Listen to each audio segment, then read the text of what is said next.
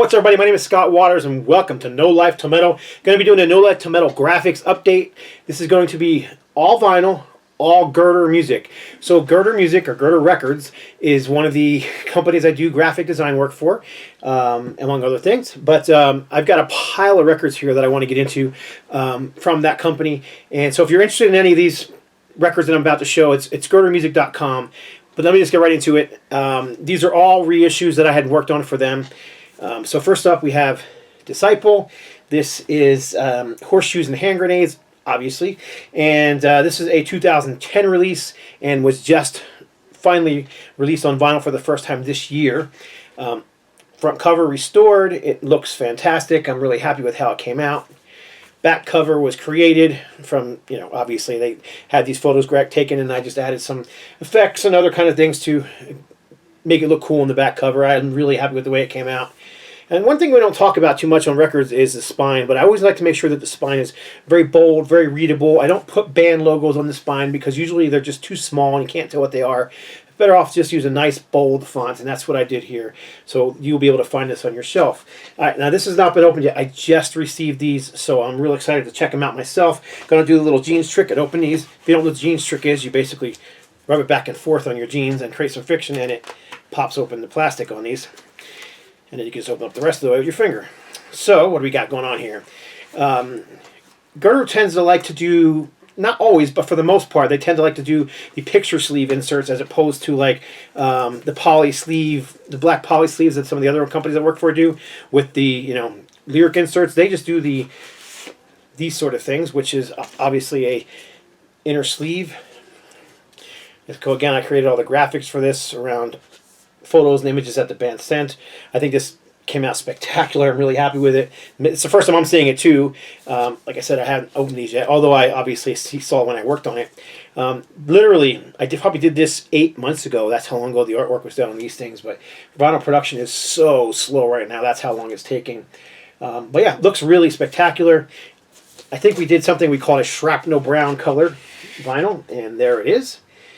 It's a lot of static in this thing. Heavyweight vinyl.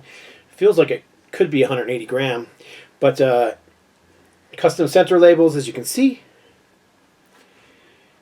and everything looks just fantastic on this thing. Like I said, I haven't heard it yet because I just popped it open, but looking forward to checking it out. My favorite era of Disciple was honestly their first 2 or 3 albums. I thought those were fantastic. They were unique, very aggressive, kind of modern metal for the 90s anyhow, when they were around doing that stuff.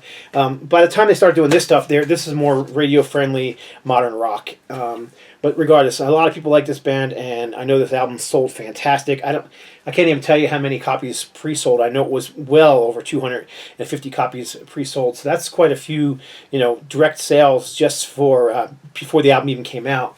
And it's still selling really well, so really cool. Came out really nice. Horseshoes and Hand Grenades by Disciple. Next up, another Disciple. There's going to be 3 of them. So this is Scars Remain. I really like this cover art as well. If there's one thing you can say, that they have some fantastic cover art. It's very simple graphics, but it works, and I really like. I like simplistic graphics like this. A lot of people are into the really, I don't even know what the word is, all this like photoshopped craziness, but I kind of tend to like the simplicity of this graphics, the nice cracked leather look on the background, the red rose, the simplicity of the logo. Came out fantastic. So front cover, back cover. Again, I'll do the jeans trick and open this thing up.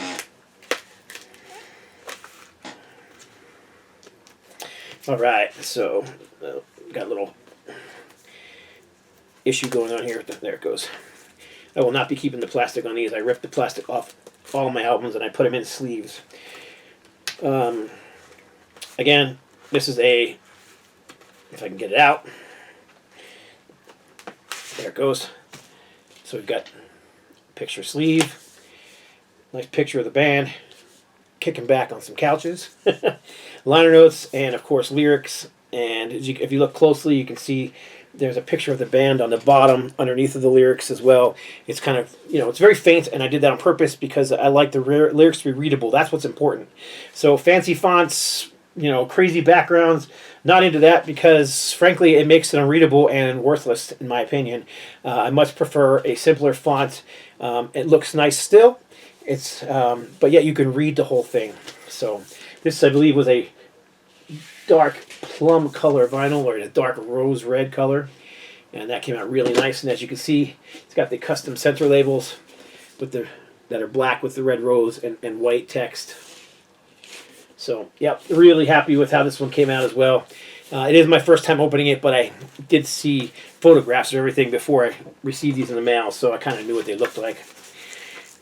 So there you go. This was a 2006 original release and first time available on vinyl. And then this is the third one.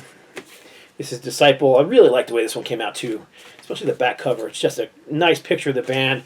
I did some just some stuff to the graphics to give it a nice glow and look to it, and added to some of this hard graphics. And I used a pretty simple font, but it works well with the graphic.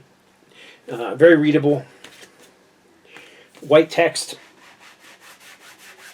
Genius trick. And let's check it out. The rest of the records are already open, so this is the only ones I have to open on camera, and I apologize for that, but kind of wanted to see these with you guys. So, all right. So as you can see, similar colors, similar vibe, white text. It's got all the little graphic elements that I really dig. If you look closely, you can see a little bird sitting on the top over here. I thought that was kind of fun. Again, you can see a picture of the band in the background. Actually, I don't think it's a picture of the band as much as it is it's kind of something off of the front cover. But you can see there's birds flying around in there, and it's just all kinds of little stuff going on in the background. But again, it's fainted, it's ghosted, so you can still read everything. The white text is very readable on the background, and that's, to me, is more important than having anything fancy there.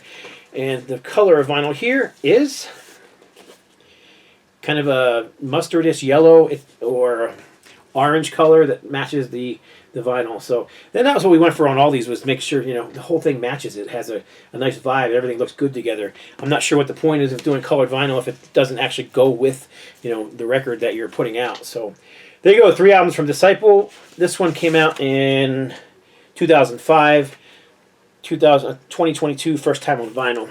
All those available at GirderMusic.com. All right, this next band, I love this band. This band was formed in the early 80s in Sweden, and this is Leviticus. This was their first English album. I showed not too long ago on Rox Records the first full-length album called Jag Skal Segra, and that is actually the same album, but it was recorded first in their native language, Swedish, and then later re-recorded and with new vocals and in English, and that is this album right here. This one came out in 1984, and we pretty much stuck with this. It is the original cover. The only change is we made the little I Shall Conquer the orange to match everything else that was going on in this thing. Back cover. Now, if this thing had been a gatefold, which it's not and never has been, the cover actually wraps around to the back. So as you can see, this rock that you see here goes all the way around to here. So, and again, this is early 80s Swedish heavy metal, very much sitting into the new wave of British heavy metal sound and style, but with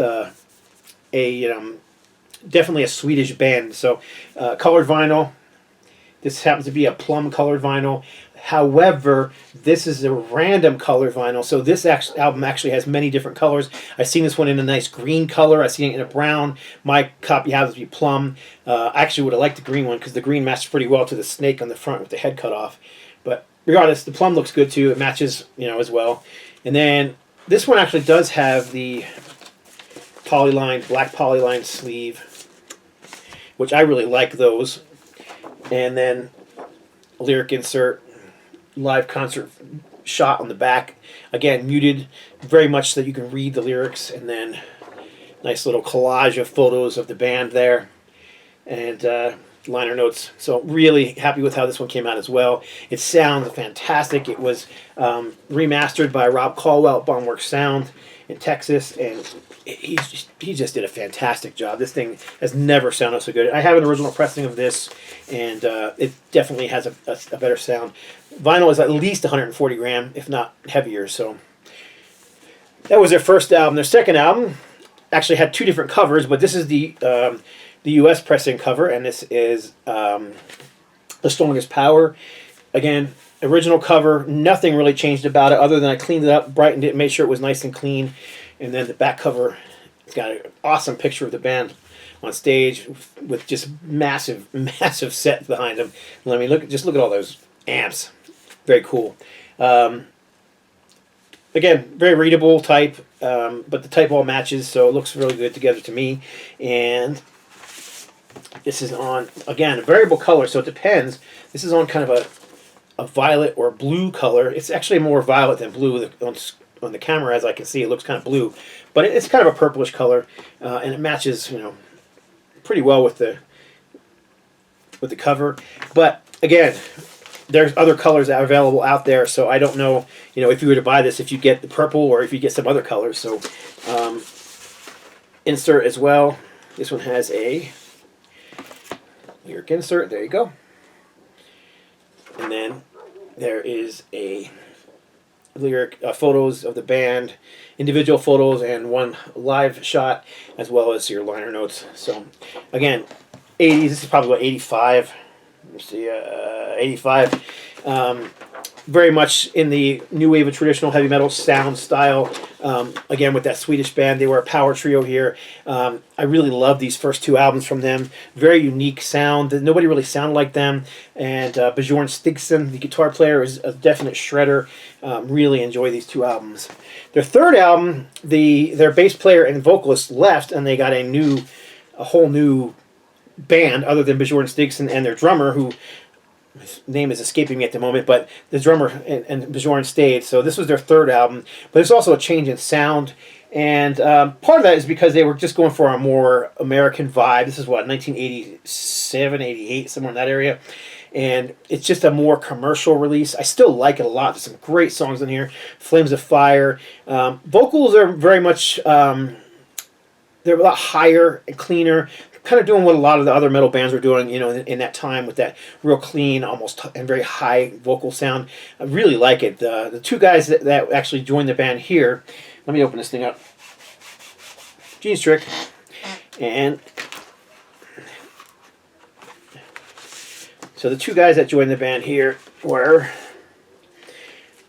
Terry H on vocals, and there's a shot of him right there, and then Ed Gomez on bass, and he's pictured up here. So you can see some photos of the band right there. There's some photos on the back of the band too. Those two guys actually left after this album and formed another band called Jet Circus. So, but regardless, this is a phenomenal album from them. It is a lot more commercial. It is not the same style of metal as those. It is more of a pop metal sound. But again, I really do enjoy this album. This too is on a colored vinyl. Again, it is a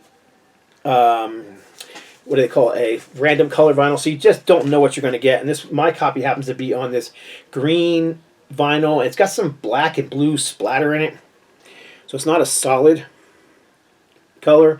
Would have been nice to have it in a blue, but the green's nice too. It doesn't really match on this particular one. I think there are blue copies out there. I've seen other colors, so a blue or a purple probably would have looked cool, or gold, since there's a lot of little gold parts on here. But regardless, heavyweight vinyl. It's at least 140 gram, if not 180. Hard to tell without weighing it. But Leviticus, Setting Fire to the Earth, their third album, and then their final studio album. They've not put another one out since this one came out in 1989, and this is definitely a very commercial, very American-sounding album, even though this band obviously wasn't from America. Part of that is due to the fact that it's produced by John and Dino Elefante, who John Elefante was known from his time with Kansas, but they became kind of a popular and well-known duo as far as a recording team. They put out a lot of big commercial albums at the end of the 80s and into the early 90s. And this happens to be one of them. This is Leviticus, Nights of Heaven. And again, we'll do it to Gene's Tricks, find out what color vinyl I got, because I haven't even opened this one yet. So the cover is the original cover. Did nothing to it other than I had to clean it up, and because nobody had the original art. And the cover actually wraps around the back again, as you can see. So I want to make sure it actually did wrap around, and it does. Wraps around perfect. So if this would have been a gatefold, you would have been able to see the whole thing.